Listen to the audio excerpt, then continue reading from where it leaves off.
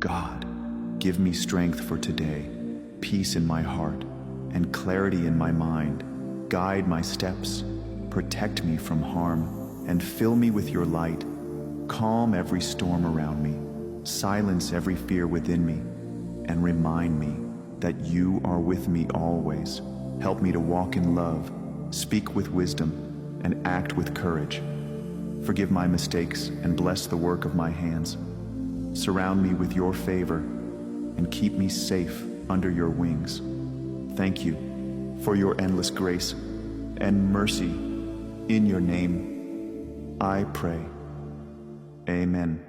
God, give me strength for today, peace in my heart, and clarity in my mind. Guide my steps, protect me from harm, and fill me with your light.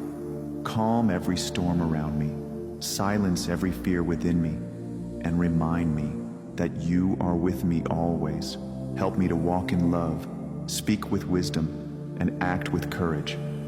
Forgive my mistakes and bless the work of my hands. Surround me with your favor and keep me safe under your wings. Thank you for your endless grace and mercy. In your name, I pray. Amen. Ce monsieur, ce prêtre, s'exprime dans une vidéo dans laquelle il nous parle de l'histoire de Jésus-Christ en Égypte. Cette histoire n'est pas mentionnée dans la Bible.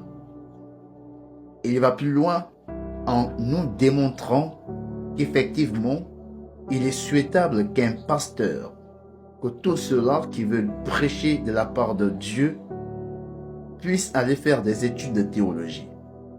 Je vous laisse d'abord suivre la vidéo et ensuite, je vous reviens.